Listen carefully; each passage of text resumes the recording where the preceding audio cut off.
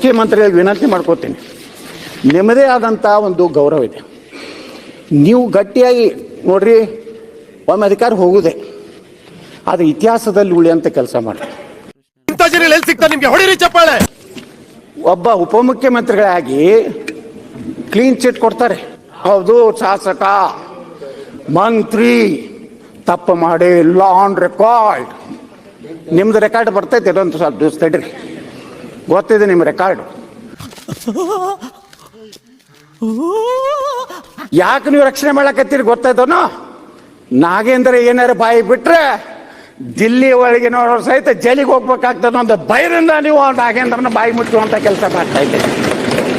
ಅಣ್ಣ ನೀನು ಸಾಮಾನ್ಯದೋನಲ್ಲಣ್ಣ, ಹಿಂಗಿದ್ದಿದ್ದ ದೋಸೆ ನಂಗೆ ತುಪುಕ್ಕನ್ ದಬಾಕ್ಬಿಟ್ಟಲ್ಲಣ್ಣ. ಅದಕ್ಕೆ ಈಡಾಗಬಾರ್ದು. ಸಿದ್ದರಾಮಯ್ಯನವ್ರು ಇರಿ ಸ್ಟ್ರಾಂಗ್, ಮೊದಲು ಹೆಂಗಿದ್ರಲ್ಲ ಹಂಗೆ ಇರ್ಬೇಕು. ಹೌದಾ, ಹುಲಿ ಹತ್ತಿದ್ರು, ಈಗ ಯಾಕೆ ಹಿಂಗಾದ್ರಿ?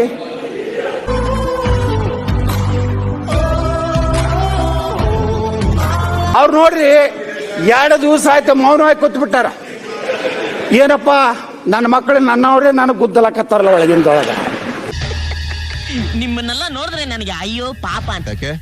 ಪಂಗಡದ ಬಡವರಿಗೆ ಹಂಚಿದ್ರೆ ಎಷ್ಟು 18,000 ಕುಟುಂಬಗಳಿಗೆ 1 ಲಕ್ಷ ರೂಪಾಯಿ ಕೊಳ್ಳಕ್ಕಾಗ್ತಿತ್ತು. ಅವ್ರ ಜೀವನ ನಡೀಲಿಕ್ಕಾಗ್ತಿತ್ತು. ನೀವು ಹೋಗಿ ತಿತ್ತಿರಲ್ಲ, ಆ ಜನಾಂಗದ ರೊಕ್ಕ ತಿತ್ತೀರಿ, ನಿಮ್ಗೆ ನಿಮ್ಮ ಮಕ್ಕಳಿಗೆ ಹೆಂಗೆ ಒಳ್ಳೇದಾಗ್ತದೆ? ಈ ಬಡತವಿಂದ ದೇಶ ಉದ್ಧಾರ ಆಯ್ತದ? ನೀವು ಆತ್ಮಾವಲೋಕನ ಮಾಡ್ಕೊರಿ. ರಾಜಕಾರಣಿಗಳು, ಎಷ್ಟೋ ರಾಜಕಾರಣಿಗಳ ಮಕ್ಕಳು ಎಲ್ಲಿ ಹಾದಿ ಬಿಟ್ಟಾರ, ಎಷ್ಟು ದುಶ್ಚಟಕ್ಕೊಳಗಾಗ್ಯಾರ, ಎಷ್ಟು ಅಪಘಾತದಾಗ ಸತ್ತಾರ. ಇದನ್ನೆಲ್ಲನೂ ನಮ್ಮ ಆತ್ಮಸಾಕ್ಷಿನೇ ಬೇಕು.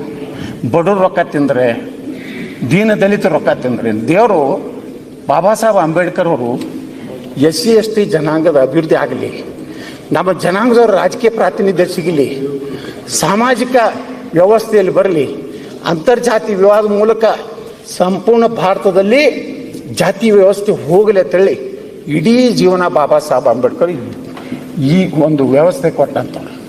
ಇವತ್ತೇನಾಗ್ತಾ ಇದೆ? ನಾವು ಯಾವ ಹಾದಿಯಲ್ಲಿ ಹೋಗ್ತಾ ಇದ್ದೀವಿ? ನಾವೆಲ್ಲ ಇಲ್ಲೇನು 224 ಶಾಸಕರಿದೀವಲ್ಲ, ನಾವೆಲ್ಲ ಒಂದು ಅನುಕೂಲ ಆಗಿದೆ.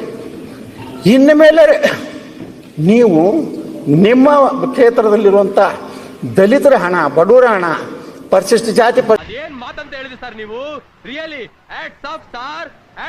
ಇವತ್ತೇನಾಗ್ತಾ ಇದೆ ಅಧ್ಯಕ್ಷರೇ, ಸಿದ್ದರಾಮಯ್ಯನವ್ರಿಗೆ ಯಾವ ರೀತಿ ಇಳಿಸ್ಬೇಕು ಅನ್ನೋಂಥ ತಂತ್ರ ಅಲ್ಲಿ ನಡೀಲಾಕತ್ತೈತಿ. ಇಲ್ಲೆಲ್ಲ ಈ ಕಡೆಯಿಂದಲ್ಲ, ಅಲ್ಲಿ ಚರ್ಚೆ ಇದೇ ಚರ್ಚೆ. ಮೂಡಾದ ನಮಗೂ ಗೊತ್ತಿರ್ಲಿಲ್ಲ, ತೆಗೆದವ್ರು ಅಲ್ಲಿದೆ.